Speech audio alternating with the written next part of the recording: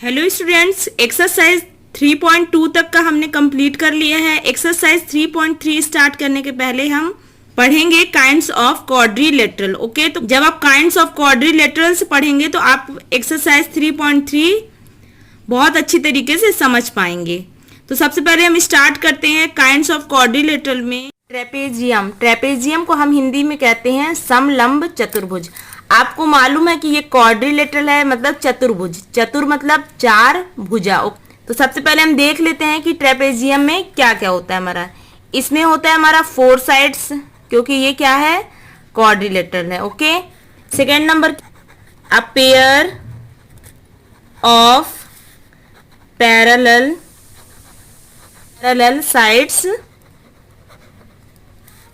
And other pair not parallel. Okay, इसका मतलब क्या है कि जो ये है ट्रेपेजियम है आ पेयर, जो इसका एक पेयर है, पैरेलल का मतलब होता है समांतर, मतलब एक ही रेखा में। ठीक, तो यहाँ पे एक पेयर है जो पैरेलल होते हैं, और जो अदर पेयर है नॉट पैरेलल, जो दूसरा पेयर होता है वो पैरेलल नहीं है। तो ये क्या है, इसके कितने साइड्स है, 4 साइड्स हैं, और एक पेयर इसका क्या होता है हमारा, पैरेलल होता है। ओके, आपकी बुक में कुछ ट्रेपेजियम दिए हुए हैं, हम देख लेते हैं कि कौन कौन से ट्रेपेजियम हैं और कौन कौन से नहीं है। ओके, यहाँ पे क्या लिखा है, दीज आर ट्रेपेजियम। क्यों? क्योंकि यहाँ पे 4 साइड्स हैं ट्रेपेजियम की, उसके अकॉर्डिंग यहाँ पे एक पेयर क्या है, पैरेलल है, और जो दूसरा पेयर है वो पैरेलल नहीं है। ओके, यहाँ पे भी एक पेयर पैरेलल है, मतलब एक दिशा में, और दूसरा पेयर पैरेलल नहीं है। ये है लेकिन दूसरी दिशा में जा रहे हैं। ओके, यहाँ पे भी एक एक सीधी रेखा में है, लेकिन ये दूसरी रेखा में जा रहे हैं। ये पैरेलल है और ये पैरेलल नहीं। These are not trapezium. Okay, यहाँ पे 4 साइड्स है लेकिन ये पैरेलल नहीं है। ओके, यहाँ पे एक लाइन तो पैरेलली है, लेकिन ये क्या है, हमारा पेंटागन है, ये क्वाड्रिलेटरल नहीं है। ये भी नहीं है हमारा ट्रेपेजियम। क्यों? क्योंकि इसमें पैरेलल लाइन नहीं दी हुई है। दूसरा क्वाड्रिलेटरल है हमारा काइट। काइट को हिंदी में हम बोलते हैं पतंग। ओके, तो ये क्वाड्रिलेटरल है, तो सबसे पहले क्या है, इसका कितने साइड है, इसके 4 साइड्स हैं। ओके, सेकेंड नंबर है हमारा 2 pair of equal length that are adjacent to each other।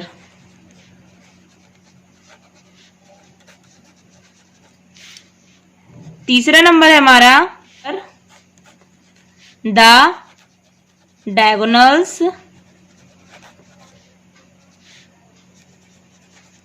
Are perpendicular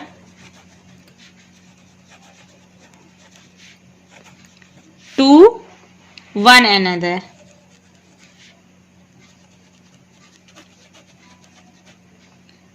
चलिए अब हम इसको काइट को हिंदी में समझ लेते हैं। तो काइट को हिंदी में हम क्या बोलते हैं, पतंग। ओके, तो ये कैसा क्वाड्रिलेटरल है हमारा, जो कि एक पतंग शेप में, जैसा कि आप चित्र में देख रहे हैं। ओके, ये काइट है, काइट के शेप में दिया हुआ है। ओके, तो क्या है, क्वाड्रिलेटरल है, तो इसके कितने साइड है, 4 साइड है, 1 2 3 4 साइड्स है। ओके, क्या लिखा है हमारा, 2 pair of equal length that are adjacent to each other. इसका मतलब होता है कि जो 2 पेयर हैं, 2 पेयर का मतलब होता है जो 2 जोड़े हैं वो कितने हैं, इक्वल लेंथ के हैं वो। ठीक, मतलब बराबर हैं, जो इसकी लंबाई है दो साइड की वो बराबर है। कैसे बराबर है, that are adjacent to one. Adjacent का मतलब होता है वही आसन्न कोण। ओके, एडजेसेंट को हम हिंदी में कहते हैं आसन्न कोण, मतलब जो एक दूसरे से जुड़े हुए हैं, आपस से जुड़े हुए कोण है। ओके, तो ये है कोण, ये जुड़ा है और ये कोण है, तो जो इसकी लेंथ है, जो इसके 2 पेयर है वो है हमारे इक्वल। थर्ड नंबर हमारा the diagonals are perpendicular one another. जो इसके डायगोनल है, ओके, जो इसका डायगोनल ये दिया हुआ है ये परपेंडिकुलर टू वन अनदर, मतलब लंबवत हैं। अब हम देखेंगे पैरालेलोग्राम। ओके, इसको हिंदी में हम क्या कहते हैं, समांतर चतुर्भुज। चतुर्भुज मतलब 4 भुजा, समांतर मतलब एक दूसरे से समांतर है। अब हम इसको समझ लेते हैं कि पैरालेलोग्राम में क्या क्या होता है। आपको मालूम है कि क्वाड्रिलेटरल है, इसलिए इसके कितने साइड्स हैं हमारे 4 साइड्स हैं। ओके, सेकेंड नंबर क्या हो जाएगा, फर्स्ट नंबर क्या हो जाएगा हमारा, फर्स्ट नंबर हो जाएगा हमारा 4 साइड्स। सेकेंड नंबर हमारा क्या हो जाएगा, pair of opposite sides, opposite sides are equal. Third number क्या हो जाएगा हमारा, pair of opposite angle are equal. 4 number क्या हो जाएगा हमारा, diagonal are bisect one another. अब हम इसको हिंदी में समझ लेते हैं। ठीक, तो पहला हमारे क्या दिया है, 4 साइड्स। ओके, तो ये है पैरेललोग्राम में 4 साइड्स हैं। Okay, 1 2 3 4। Opposite sides are equal, जो साइड है ये यदि बराबर है, यदि ये 5 सेंटीमीटर का है तो ये भी हमारे कितने सेंटीमीटर का होगा, 5 सेंटीमीटर का होगा। मतलब कि एडी बराबर होगा कितने, बीसी के। ए बी बराबर होगा अपोजिट साइड डीसी के। ओके, थर्ड नंबर है हमारा opposite angle are equal. Angle भी इक्वल होंगे, कौन कौन से, एंगल ए एंगल सी बराबर होगा, एंगल डी और एंगल बी भी बराबर होगा। ओके, इसका मतलब अपोजिट, एक दूसरे के जो उल्टे साइड है, जो उल्टा एंगल दिया हुआ है वो एक दूसरे के बराबर होंगे। यदि ये 100 का है तो एंगल सी भी 100 का होगा, यदि एंगल बी 100 का है तो एंगल डी भी 100 का होगा।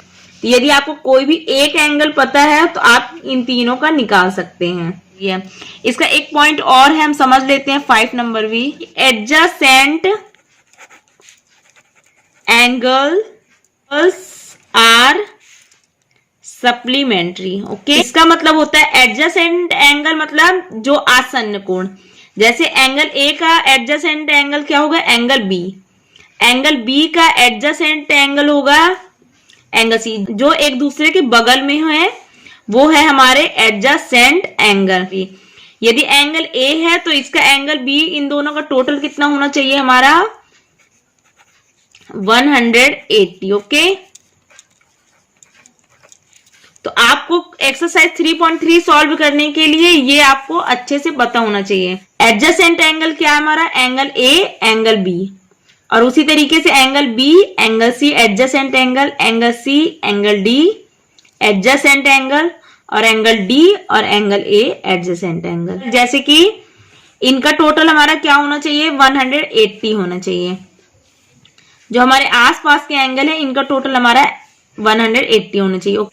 यदि एंगल ए 100 दिया हुआ है तो एंगल बी हो जाएगा हमारा 80 का। क्यों, क्योंकि जो एंगल ए एंगल बी को जोड़ेंगे यदि हम तो 180 होना चाहिए। यदि हमको किसी भी एक कोण यदि हमको कोई भी एक कोण यदि पैरेललोग्राम में मालूम है तो हम कोई भी निकाल सकते हैं। ओके,